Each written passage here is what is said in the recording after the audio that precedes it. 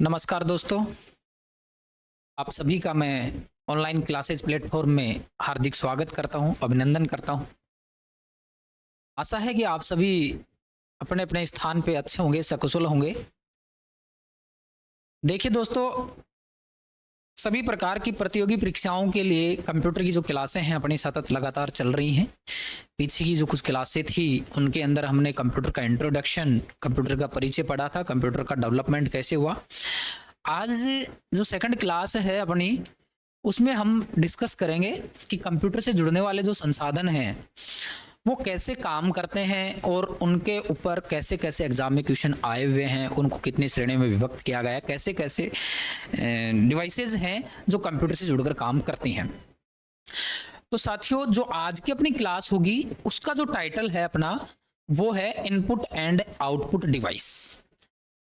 इसके ऊपर आप एक लाइन देख रहे होंगे, निवेश और निर्गम इकाई। तो देखो दोस्तों, वर्तमान समय में जितने भी जो प्रतियोगी परीक्षाएं होती हैं, ऐसा बहुत बार होता है कि हम पढ़ रहे होते हैं और पढ़ने के बाद जब प्रश्न पत्र या फिर एग्जाम देते हैं या प्रश्न पत्र को जब हम देखते हैं तो वहां पे शब्दों की मात पड़ जाती है। प्रश्न पत्र में ऐसे शब्द चयन कर लिए जाते हैं जिनसे हमें प्रश्न को सोल्व करने में बहुत सारी समस्याएं आती हैं। तो देखिए दोस्तों, बहुत बार जो ये इनपुट आउटपुट डिवाइसेस हैं उनको निवेश और निर्गम इकाई भी कहा जाता है। निवेश और निर्गम। तो आज हम क्लास शुरू करेंगे। इनपुट क्या होते हैं, आउटपुट क्या होते हैं, कैसे ये काम करते हैं। क्लास प्रारंभ करने से पहले दोस्तों दो लाइनें मैं आपको सुना देता हूं कि कितनी ही गहरी हो रात ये अंधेरा छट ही जाता है, कि कितनी ही गहरी हो रात ये अंधेरा छट ही जाता है, हर मुश्किल के पार एक नया सवेरा आता है। गिरकर संभलना है जरूरी, गिरकर संभलना है जरूरी, हर दर्द ये सिखाता है, हर दर्द ये सिखाता है। हो यकीन जब खुद पर, हो यकीन जब खुद पर, तो बंद रास्ता भी खुल जाता है, बंद रास्ता भी खुल जाता है। तो साथियों, शुरुआत करते हैं।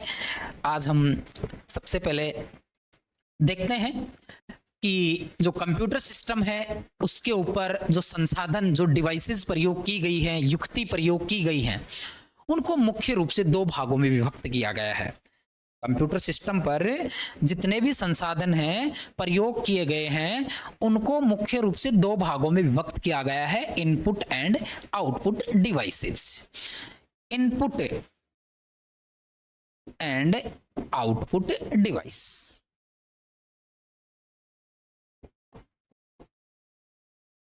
अब सबसे पहले तो हमें यही जानना है कि ये इनपुट आउटपुट डिवाइस काम कैसे करती हैं, इनकी क्या सिद्धांत प्रणाली है कार्य करने की। तो देखिए दोस्तों, कंप्यूटर सिस्टम के ऊपर जब हम काम करते हैं या फिर बैक क्लास में हमने पीछे जो क्लास हुई है उसमें कंप्यूटर का जब इंट्रोडक्शन पढ़ा था तो उसमें एक नियम लिखवाया गया था कि कंप्यूटर जो है वो IPOS नियम के आधार पर कार्य करता है। तो इसका मतलब ये हो गया कि यहां जो ये आई है इसका अर्थ होगा इनपुट। अब इनपुट का मतलब ये होता है कि कंप्यूटर सिस्टम के अंदर, अब यहां देखो, वैसे वास्तविक जो अर्थ होता है इनपुट का मतलब निवेश करना होता है, लेकिन यहां हम कंप्यूटर पढ़ रहे हैं इसलिए कंप्यूटर से रिलेटेड इनपुट हमें जानना है। इनपुट का वैसे अर्थ हम ये भी कह सकते हैं कि भाई किसी चीज में निवेश करना इनपुट कहलाता है, लेकिन यहां हम कहेंगे कि कंप्यूटर के अंदर जो निर्देश डालते हैं या कंप्यूटर को जो इंस्ट्रक्शन हम देते हैं कार्य करने के लिए वो क्या कहलाते हैं, इनपुट कहलाते हैं। निर्देश जो हम दे रहे होते हैं।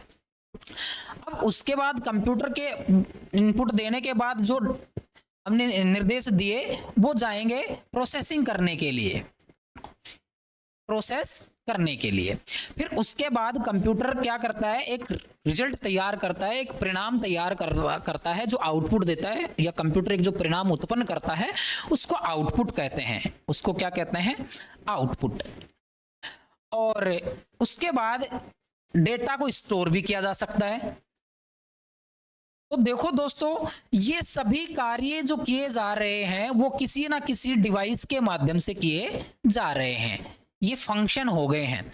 तो अब हम ये कह सकते हैं कि कंप्यूटर पर जितने भी संसाधन प्रयोग किए जा रहे हैं वो इनपुट कैटेगरी के, प्रोसेस कैटेगरी के, आउटपुट कैटेगरी के, स्टोरेज कैटेगरी के होते हैं। तो अब कंप्यूटर के अंदर जब तक हम निर्देश नहीं डालेंगे तो आउटपुट भी नहीं आएगा। इसलिए ये चीज हमें ध्यान रखनी है कि कंप्यूटर पर मुख्य रूप से दो प्रकार के संसाधन प्रयोग किए गए हैं, इनपुट के और आउटपुट के। इनपुट वाले वो संसाधन होते हैं जो कंप्यूटर के अंदर निर्देश देने का कार्य करते हैं और उसके बाद जो परिणाम तैयार होता है उसको डिस्प्ले करने का, उसको दिखाने का आउटपुट जो होता है या कंप्यूटर के द्वारा जो उत्पन्न किया गया परिणाम होता है वो आउटपुट कहलाता है। अब देखो दोस्तों, इनपुट की कैटेगरी में ऐसे बहुत सारी डिवाइसेस दी गई हैं। जैसे हम बात करें keyboard, mouse, MICR, OMR, BCR, light pen और ऐसे ही आदि। ऐसे ही आउटपुट डिवाइसेस हैं जो परिणाम को आउटपुट के रूप में देती हैं, जैसे अपना प्रिंटर, मॉनिटर, ये सब आउटपुट की कैटेगरी में आते हैं। जैसे आप देख पाएंगे कि कंप्यूटर पर जुड़ने वाले जो मुख्य संसाधन हैं एक इनपुट कैटेगरी में है और एक आउटपुट कैटेगरी में है। ये सभी संसाधन प्रयोग किए जाते हैं। अब सबसे पहले आज हम जो पढ़ेंगे वो पढ़ेंगे इनपुट डिवाइस। इनपुट डिवाइस क्या होती हैं? तो देखिए दोस्तों, सबसे पहले हम इनपुट को जानेंगे। तो दोस्तों ध्यान रखना, कंप्यूटर के अंदर जो निर्देश फीड किए जाते हैं वो इनपुट कहलाते हैं। वो क्या कहलाते हैं? इनपुट कहलाते हैं। तो हम यहां कह सकते हैं कि कंप्यूटर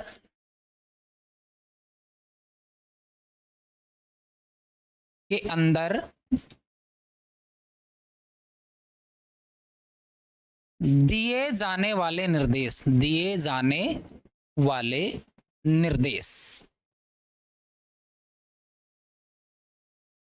क्या कहलाते हैं? इनपुट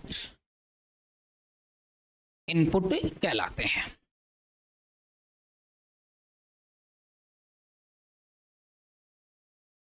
और जिस डिवाइस की सहायता से दिए जाते हैं, जिस उपकरण की सहायता से दिए जाते हैं, वो उपकरण इनपुट डिवाइस कहलाती हैं। वो क्या कहलाती हैं? इनपुट डिवाइस कहलाती हैं।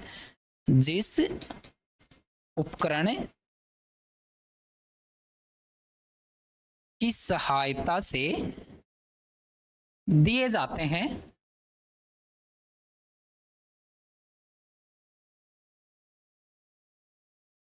वो इनपुट डिवाइस कहलाती हैं।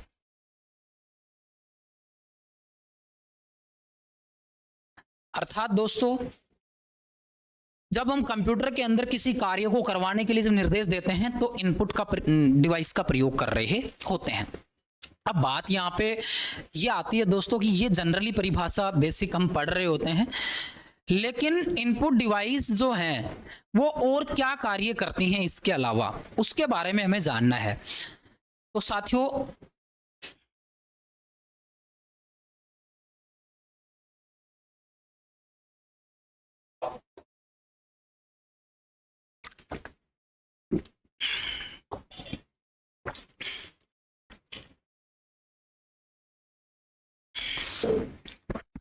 जो इनपुट डिवाइस होती हैं वो एक यूजर को कंप्यूटर के साथ जोड़कर इंटरेक्ट करने का कार्य करती हैं। अर्थात कंप्यूटर के साथ जोड़कर डेटा को इनपुट करवाने का काम, किसको? डेटा को इनपुट करवाने का काम कर रही होती हैं। अब फर्स्ट पीढ़ी जब हमने पढ़ी तो उसमें मैंने आपको ये बताया होगा कि जो कंप्यूटर होता है वो मशीनी भाषा को समझता है। इसको समझता है? मशीनी भाषा को। और उस मशीनी भाषा का निर्माण होता है 0-1 से। ये कोड से होता है जिसको बाइनरी नंबर कहा जाता है। तो देखो दोस्तों, जो कंप्यूटर होता है वो मशीनी भाषा को समझता है। तो जब इस प्रकार से कंप्यूटर काम करता है तो उसके अंदर यहाँ सबसे पहले क्या होती हैं, इनपुट होती हैं। क्या होती हैं? इनपुट डिवाइस होती हैं। उसके बाद फिर यहाँ पे अपना जो सीपीयू होता है, सेंट्रल प्रोसेसिंग जो यूनिट होता है, प्रोसेसिंग करता है। उसके बाद फिर यहाँ हमारा आउटपुट होता है।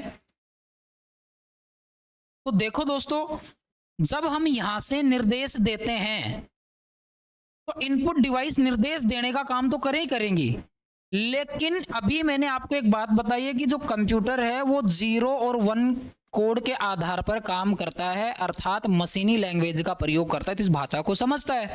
जब हम यहां से निर्देश देंगे तो इस भाषा को नहीं समझ पाएगा। इसलिए जो इनपुट डिवाइस हैं वो एक यूजर जब निर्देश देता है तो उस निर्देश को यहां इनपुट डिवाइस 0-1 कोड में परिवर्तित करती हैं ताकि सीपीयू जो है वो उसको प्रोसेस कर सके, उसको समझ सके। इसलिए ये चीज हमें ध्यान रखनी है कि इनपुट डिवाइस जो हैं वो डेटा इनपुट करवाने के साथ साथ जो निर्देश दिए गए हैं उन निर्देशों को 0-1 कोड में परिवर्तित करके डेटा को कंपाइल करती हैं। डेटा को क्या करती हैं? कंपाइल करती हैं। और राजस्थान पुलिस भर्ती परीक्षा में ये क्वेश्चन आया था दोस्तों, जिसमें ये पूछा गया था कि इनपुट डिवाइस का कार्य क्या है, जिसमें इस प्रकार से 4 विकल्प दिए गए थे।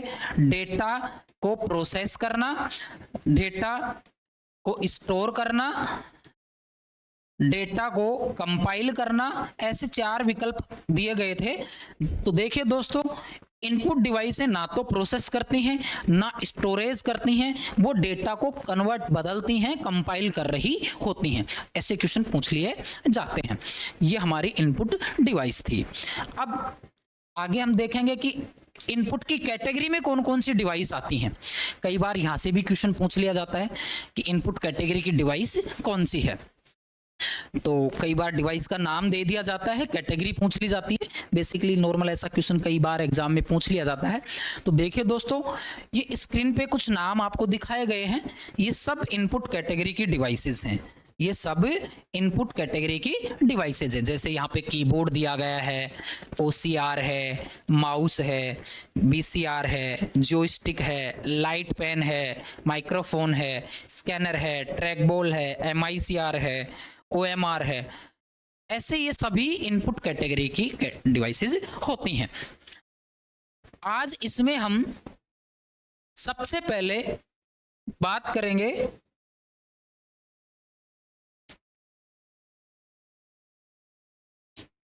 कीबोर्ड की। सबसे पहले हम बात करेंगे कीबोर्ड की।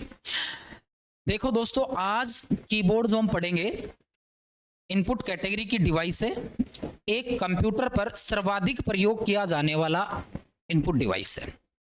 ये स्ट्रक्चर आपके सामने बना हुआ है कीबोर्ड का। तो कीबोर्ड को कंप्यूटर का कुंजी पटल भी कहा जाता है दोस्तों, कुंजी पटल भी कहा जाता है। जो कुंजी पटल है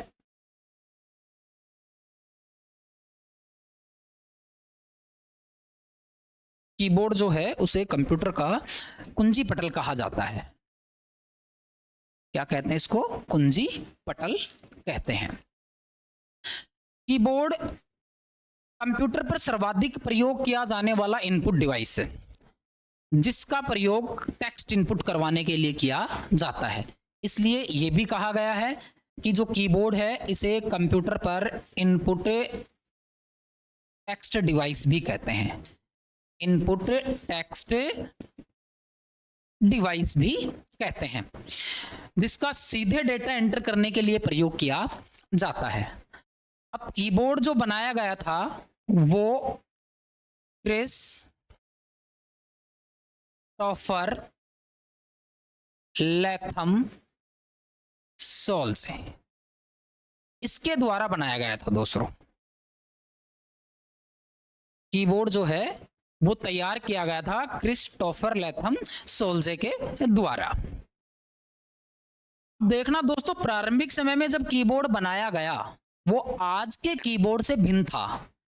जब फर्स्ट टाइम कीबोर्ड बनाया गया वो आज के कीबोर्ड से भिन्न था। कैसे कि ये जो अल्फाबेटिकल जो सिंबल्स अपने को दिख रहे हैं यहाँ पे, ये जो अल्फाबेट जो वर्ड आ रहे हैं अपने पास, ये प्रारंभिक कीबोर्ड में क्रम में व्यवस्थित थे। आज हम देखेंगे ये क्रम में व्यवस्थित नहीं है।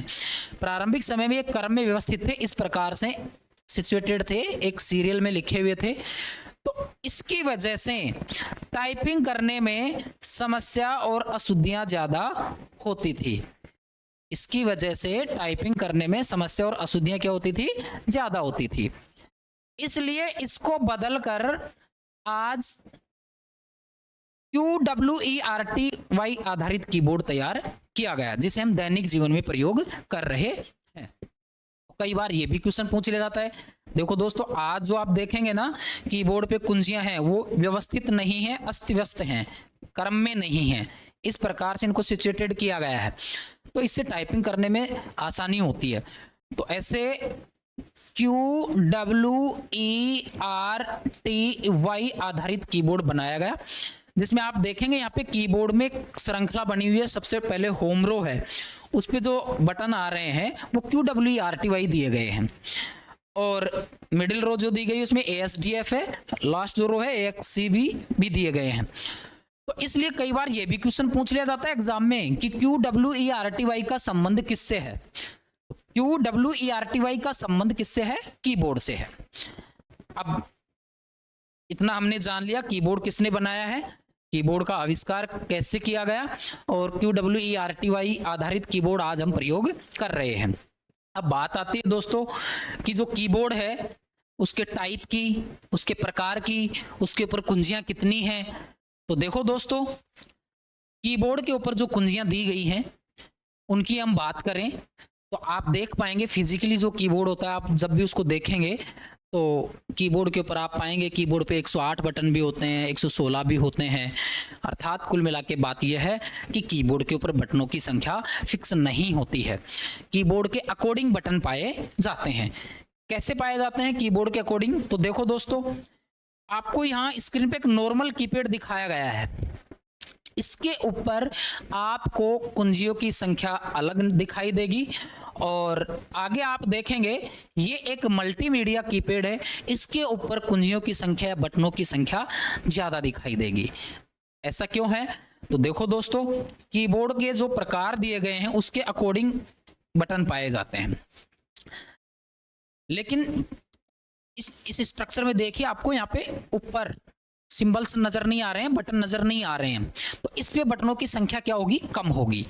और इस पे आप देखेंगे मल्टीमीडिया कीपैड पे, तो यहाँ पे आपको volume controller, music, backward, forward, तो ऐसे अन्य और कुंजियां दी गई हैं, बटन दिए गए हैं, तो इस पे कुंजियों की संख्या ज्यादा होगी। लेकिन मुख्य बात तो ये है ना कि एग्जाम में क्या करना है, हमें एग्जाम की दृष्टि से ध्यान रखना है। तो देखो दोस्तों, जब सर्वप्रथम क्रिस्टोफर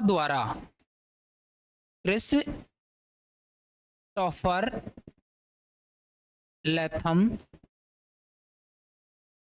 सोल्जे द्वारा कीबोर्ड बनाया गया, प्रारंभिक समय में उसके ऊपर कुंजियों की संख्या 101 निर्धारित की गई थी। फिर जब उसको बदलकर QWERTY लेआउट आधारित कीबोर्ड बनाया गया, स्टैंडर्ड कीबोर्ड बनाया गया, तो उसके ऊपर कुंजियों की संख्या 104 निर्धारित की गई थी।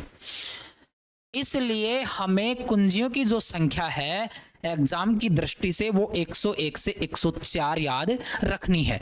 और अगर हम बात करें कि जो मेन कीबोर्ड देखें उसके अकॉर्डिंग, तो दोस्तों एग्जाम में जो वेरीफाई करता है इन क्वेश्चनों को, ऐसे बहुत सारे क्वेश्चन है जिनके ऊपर सस्पेंस रहता है, तो वो NCERT सिलेबस जो बुक होती है उसके अकॉर्डिंग वेरीफाई करते हैं। तो NCERT सिलेबस की बुक के अकॉर्डिंग भी कुंजियों की संख्या 101 से 104 मानी गई है। तो इस प्रकार से कीबोर्ड के अकॉर्डिंग बटन पाए जाते हैं। उसके बाद हम बात करते हैं टाइप्स ऑफ कीबोर्ड की। टाइप्स ऑफ कीबोर्ड, तो देखो दोस्तों, दो प्रकार के कीबोर्ड तो मैंने आपको दिखा दिए हैं, एक नॉर्मल और एक मल्टीमीडिया, जो इंटरफेस के आधार पे, इनके लेआउट के आधार पर दिए गए हैं। अब इसके बाद जो कीबोर्ड कनेक्टिविटी लेता है मदरबोर्ड से, तो उसके या कंप्यूटर सिस्टम से, तो उसके अकॉर्डिंग भी बताए गए हैं। PS2, USB, wireless. PS2, USB, wireless, ये तीन कनेक्टिविटी के आधार पर, जुड़ने के आधार पर कीबोर्ड के प्रकार बताए गए हैं। PS2, जिस कीबोर्ड के यहाँ जो कनेक्टिविटी जो पिन आती है वो गोल राउंडेड होती है, वो PS2 कीबोर्ड होता है। जिसके यहाँ चार्जर के जैसा चपटा आता है वो USB कीबोर्ड होता है। USB का पूरा नाम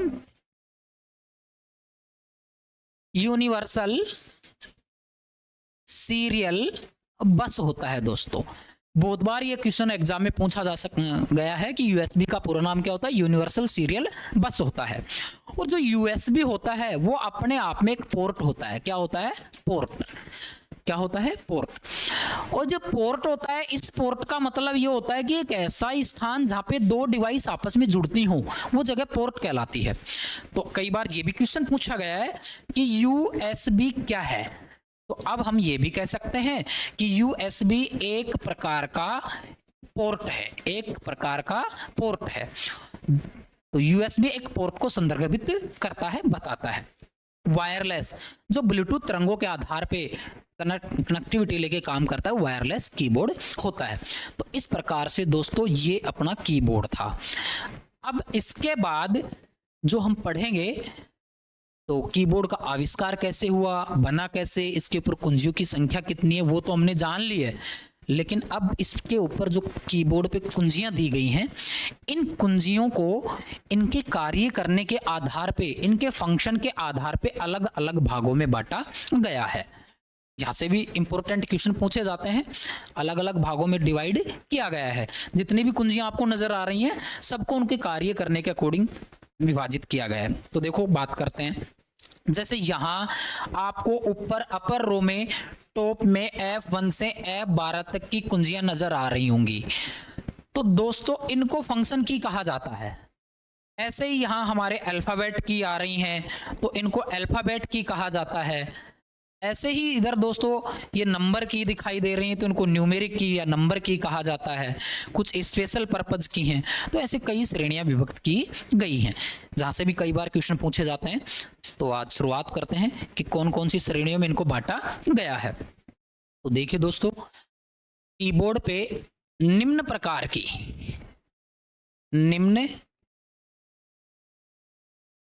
की कीज पाई जाती हैं।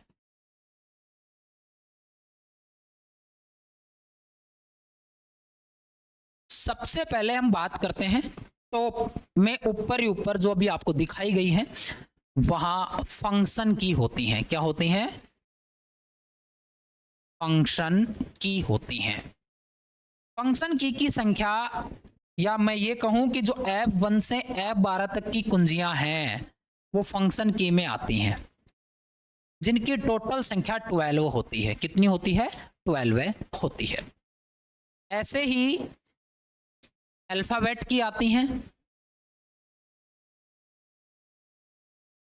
अल्फाबेट की होती हैं, जिनके अंदर हमारी A to Z क्या आएंगी? A से Z तक। ऐसे ही इसके बाद यहां नंबर या न्यूमेरिक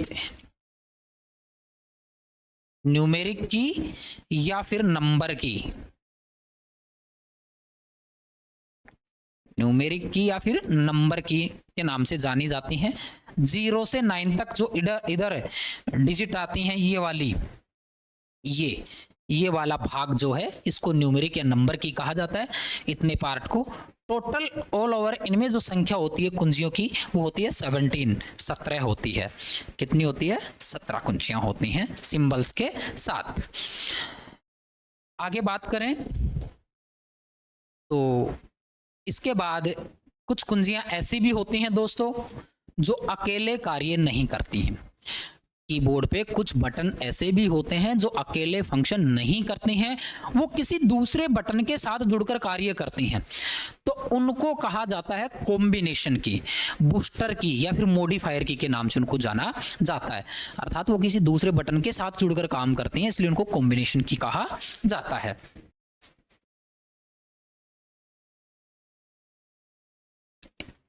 कॉम्बिनेशन की या फिर बूस्टर की या फिर मॉडिफायर की के नाम से जाना जाता है। तो वो होती हैं CTRL, आपने लिखा हुआ देखा होगा, जिसे बोला जाता है कंट्रोल की। ऐसे ही ALT अल्टरनेटिव, इसे क्या कहते हैं? अल्टरनेटिव की कहते हैं। ऐसे ही शिफ्ट,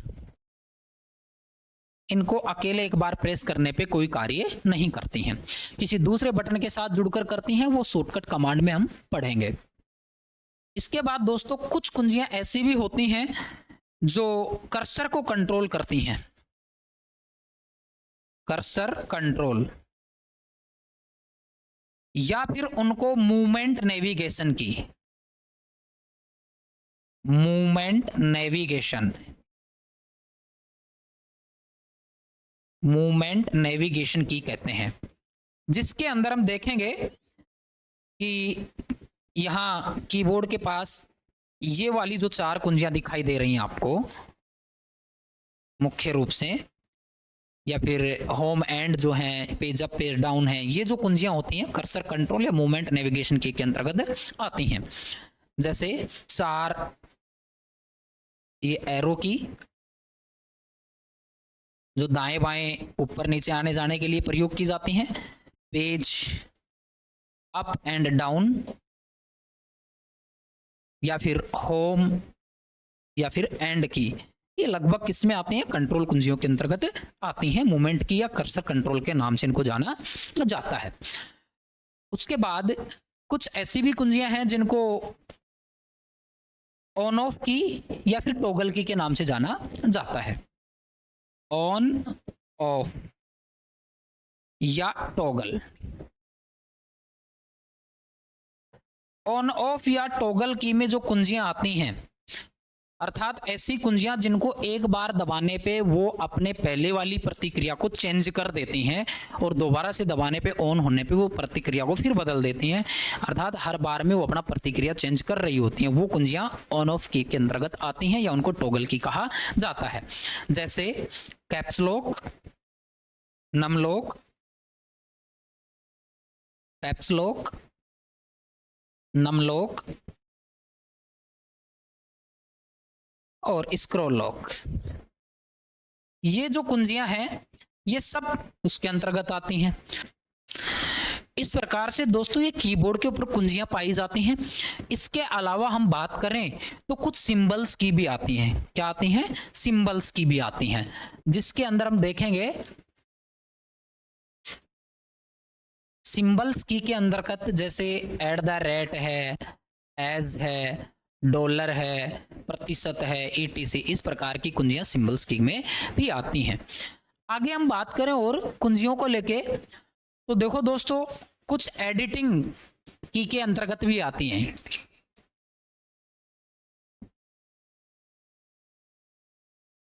एडिटिंग की होती हैं, एडिट की या स्पेशल पर्पज की के नाम से भी इनको जाना जाता है। जैसे हम बात करें बैक स्पेस है, डिलीट है, बैक स्पेस, एंटर, डिलीट,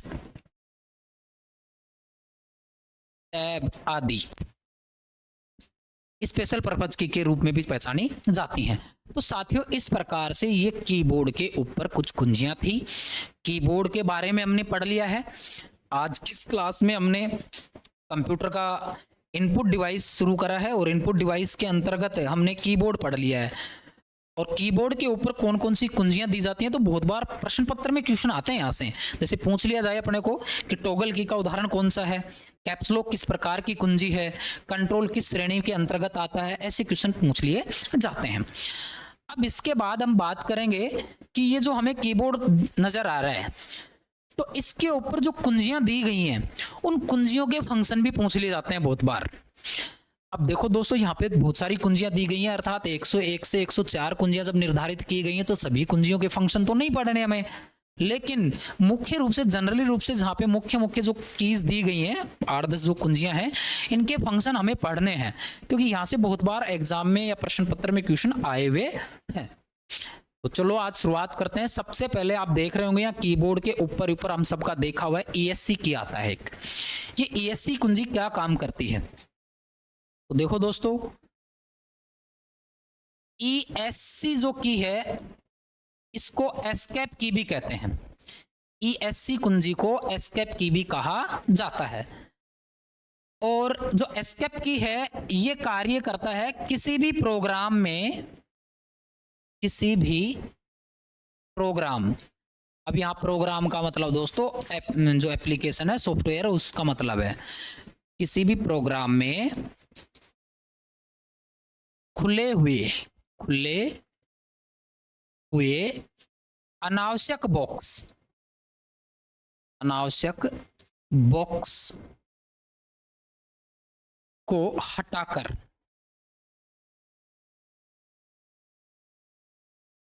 कार्य में एक स्टेप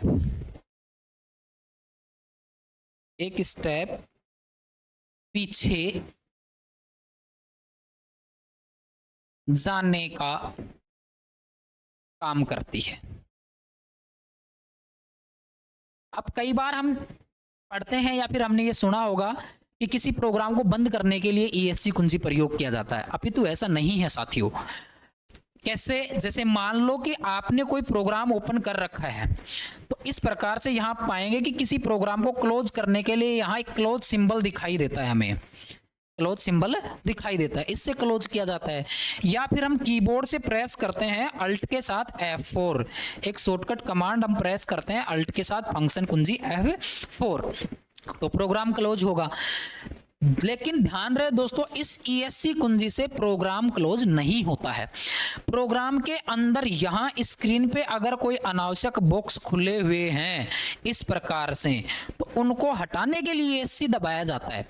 जैसे हम ESC प्रेस करेंगे तो ये क्लोज होके एक स्टेप पीछे चले जाएंगे, फिर ESC दबाएंगे तो ये प्रोग्राम क्लोज होगा, फिर एक स्टेप पीछे चले जाएंगे, फिर ESC दबाएंगे तो फिर एक स्टेप पीछे चले जाएंगे। अब यदि हम ESC प्रेस करते हैं तो ये प्रोग्राम क्लोज नहीं होगा। तो इसलिए हमें ध्यान रखना है कि प्रोग्राम के अंदर अनावश्यक बॉक्स जो खुले हुए हैं उनको हटाकर एक स्टेप पीछे जाने का काम ESC कुंजी करता है। आगे देखते हैं। ESC के बाद जस्ट आगे आपने देखा होगा कि F1 से F12 तक की फंक्शन की दी गई है। क्या दी गई है? फंक्शन कुंजियां दी गई हैं। अब देखो दोस्तों, जो फंक्शन कुंजियां हैं उनकी हम बात करें तो जो फंक्शन की हैं उनका कोई भी काम निश्चित नहीं होता है, वो हर अलग प्रोग्राम में अपना अलग कार्य करती हैं। कैसे? देखिए दोस्तों, एक उदाहरण के लिए मैं आपको बता दूं कि फंक्शन जो की है उसके अंदर F5 एक ऐसा की है जिसको लगभग सब जानते हैं। फंक्शन की के अंदर जिसका प्रयोग होता है रिफ्रेश करने के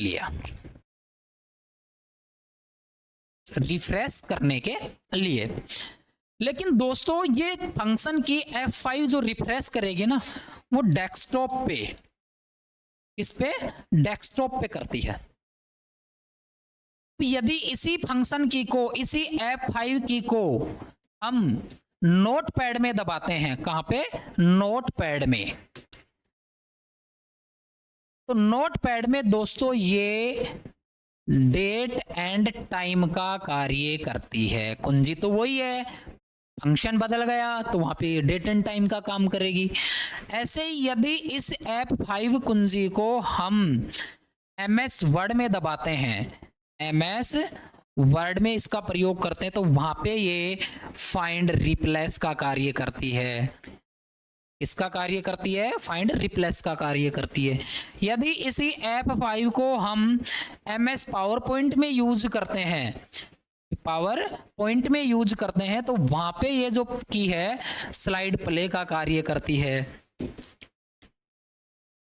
तो दोस्तों इसलिए एक बात ध्यान रखना है, जो फंक्शन कुंजियां होती हैं उनका कोई भी कार्य निश्चित नहीं होता है, वो हर अलग फंक्शन में अपना अलग कार्य कर रही होती हैं। जैसे मान लो इसी F5 को हम टैली सॉफ्टवेयर पे यूज करेंगे तो वहाँ पे कॉन्ट्रा का काम करेगी। इसलिए ध्यान रखना है कि फंक्शन की का कोई काम तय नहीं होता है। फिर भी बेसिक हमसे पूछ लिया जाता है, जैसे F1 जो है वो हेल्प का काम करती है, F2 है जो रीनेम का काम करती है, F3 है, इस प्रकार से इनके बारे में क्वेश्चन आ रहे होते हैं। बट इतना ही ध्यान रखना है हमें कि ये फंक्शन की जो होती है उनका काम फिक्स नहीं होता है। आगे देखते हैं। अब हमारे पास यहाँ पे आपने देखा होगा कि एक की आती है टैब की, इस प्रकार से एक टैब की आती है कीबोर्ड पे। टैब की जो होती है वो क्या कार्य करती है, जब भी हम कोई डेटा टाइप कर रहे होते हैं किसी पेज के ऊपर, तो टाइपिंग करते समय एक साथ कई अक्षर की जगह छोड़ने के लिए, या फिर मैं ये कहूं कि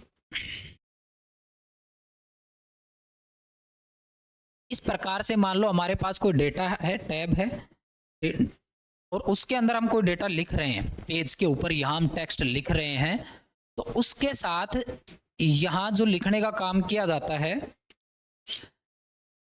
टाइपिंग कर रहे हैं और एक अक्षर की जगह छोड़ रहे हैं, तो हम प्रयोग करते हैं स्पेस बार। दोनों को एक साथ समझो आप, स्पेस बार की। लेकिन यहां यदि एक साथ कई अक्षर की जगह छोड़नी हो तो हम प्रयोग करेंगे टैब कुंजी का। किसका? टैब कुंजी का। दूसरी बात यह है कि कई बार जैसे मान लो हमारे पास यहाँ पे विकल्प लिखे होते हैं, जैसे यहाँ ओके, यहाँ कैंसिल, यहाँ नेक्स्ट लिखा हुआ है, यहाँ एक्सेप्ट लिखा हुआ है, रिजेक्ट लिखा हुआ है। अभी मान लो हम इस विकल्प पे हैं और हमें अगले विकल्प का चयन करना हो तो भी हम टैब कुंजी प्रयोग कर रहे होते हैं। जैसे टैब दबाएंगे अगले विकल्प का चयन हो जाएगा, फिर टैब दबाएंगे अगले विकल्प पे चले जाएंगे, फिर टैब दबाएंगे अगले विकल्प पे चले जाएंगे। तो ऐसे भी कई बार क्वेश्चन पूछ लिया जाता है टैब कुंजी को लेके कि अगले विकल्प का चयन करने के लिए कौन सी कुंजी दबाई जाती है, या एक साथ कई अक्षर की जगह छोड़ने के लिए टैब कुंजी दबाई जाती है। और एक बार टैब दबाने पर कर्सर जो होता है वो 0.5 कैरेक्टर आगे बढ़ जाता है।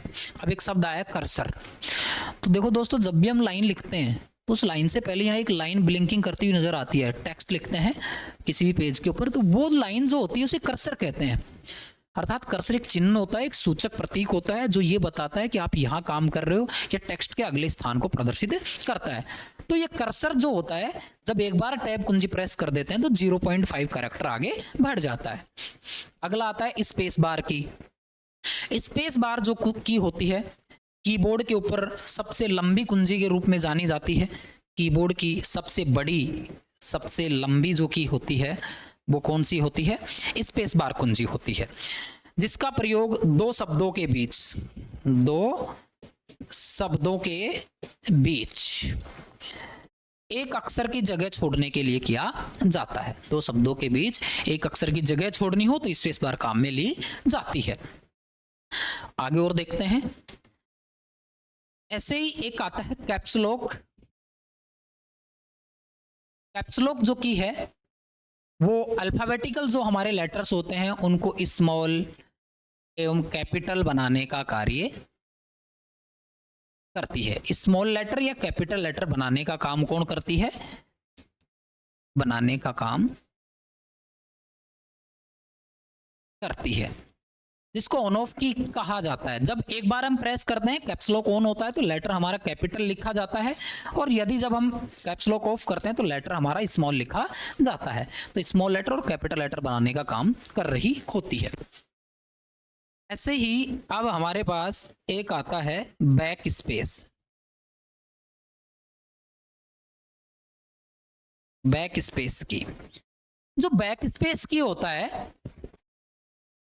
एक ऐसे ही आता है डिलीट। दोनों को एक साथ समझना है। बैक स्पेस की भी कट करने का काम करती है और डिलीट की भी लगभग कट करने का कार्य करती है। अब समझना यह है दोस्तों कि जब हम कोई भी पेज के ऊपर टेक्स्ट लिखते हैं, पृष्ठ के ऊपर जब हम टेक्स्ट लिखते हैं तो कुछ इस प्रकार से मान लो हमारा टेक्स्ट लिखा गया है। यहां मैंने लिखा दिस इज, और मान लो इधर से हमें कोई अक्षर हटाना हो कर्सर के बाईं तरफ से, तो एक एक अक्षर हटाने के लिए बैक स्पेस कुंजी का प्रयोग किया जाता है। लेकिन कई बार ऐसा भी क्वेश्चन पूछ लिया जाता है दोस्तों कि एक कर्सर के दाईं ओर से या बाईं ओर से एक शब्द हटाने के लिए, तो मान लो हमारा कर्सर यहाँ है अभी और हम बैक स्पेस दबा रहे हैं, तो यहाँ पे हमारा जो एस नजर आ रहा है हमें, वो क्या होगा, कट जाएगा। लेकिन यदि हमारा कर्सर यहाँ है और इसको हम कंट्रोल के साथ, किसके साथ, कंट्रोल के साथ बैक स्पेस, ये क्वेश्चन भी पूछा जा सकता है और आता है बहुत बार कि शब्द को और अक्षर को दोनों में अंतर है।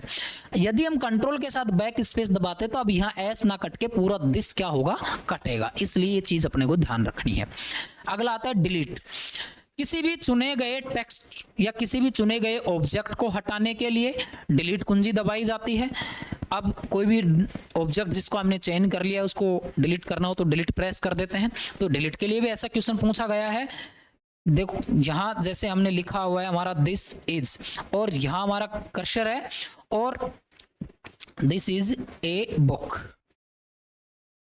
अब यदि हम कर्सर प्रेस करते हैं, डिलीट की दबाते हैं, तो यहाँ पे एस नहीं कटेगा। समझना, बैक स्पेस में तो यहाँ क्या कट रहा था, एस कट रहा था, लेकिन यहाँ डिलीट दबाएंगे तो अब इधर हमारा ए कटेगा। तो कर्सर के दाईं ओर से बाईं ओर से ऐसे भी क्वेश्चन आ रहे होते हैं। कर्सर के दाईं ओर से डिलीट करने के लिए, हटाने के लिए डिलीट प्रयोग किया जाता है। यदि हम कंट्रोल के साथ डिलीट दबाते हैं तो वही बात यहाँ पे है वर्ड के लिए, किसके लिए, वर्ड। तो यही बात यहाँ पे है शब्द के लिए, एक कंप्लीट शब्द के लिए कंट्रोल के साथ डिलीट दबाया जाता है। आगे देखते हैं दोस्तों, एंटर की है। जो एंटर की होता है ओके का दूसरा विकल्प है, ओके का दूसरा विकल्प है, ओके का दूसरा विकल्प है। अर्थात जब भी कोई कार्य होता है तो उसको ओके करने के लिए एंटर की प्रयोग किया जाता है जब उसको डन करना होता है। या फिर मैं ये कह दूं कि किसी भी पैराग्राफ के अंदर, या मैं ये कहूं कि एक नए अनुच्छेद की शुरुआत करने के लिए, एक नए अनुच्छेद की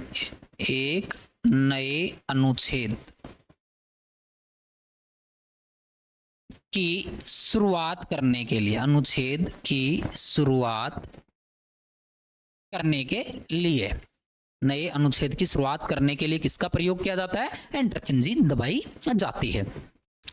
उसके बाद कंट्रोल अल्ट शिफ्ट, इनकी बात करें तो दोस्तों ये कॉम्बिनेशन की आती हैं, शॉर्टकट कमांड में पढ़ेंगे। आगे हम बात करते हैं, अब एक आता है हमारे पास यहाँ पे नमलोक। क्या आता है, नमलोक की। तो नमलोक जी की होता है वो न्यूमेरिक कीपैड को, न्यूमेरिक की को दिशा प्रदान करने का कार्य करता है। अर्थात आपने देखा होगा कीबोर्ड पे इधर 0 से 9 तक जो डिजिट वाले अंक आते हैं उनको दिशा प्रदान करने का मतलब ये होता है कि जब एक बार नमलोक यहाँ पे प्रेस किया जाता है, ऑन होता है, तो ये कीपैड एक्टिवेट होता है, नंबर काम करते हैं। जब इसको प्रेस कर दिया जाता है, ये ऑफ होता है, तो नंबर कीपैड डीएक्टिवेट हो जाता है। इसमें एरो वाले जो सिंबल्स हैं वो काम करने लग जाते हैं। इसलिए इसको दिशा प्रदान करने का कार्य नमलोक की कर रहा होता है। तो कीबोर्ड से साथियों ऐसे क्वेश्चन बहुत बार एग्जाम में पूछे जाते हैं। आज के लिए इतना ही काफ़ी है। आज हमने कंप्यूटर के ऊपर जो इनपुट डिवाइस क्या होती हैं, कंप्यूटर पे जुड़ने वाली डिवाइसेस क्या हैं, कैसे वो काम करती हैं, आउटपुट डिवाइस कौन कौन सी होती हैं, और उनके साथ में आज हमने कीबोर्ड पढ़ लिया है। आगे की जो बची हुई इनपुट डिवाइस हैं वो नेक्स्ट क्लास में। तब तक के लिए जय हिंद, जय भारत।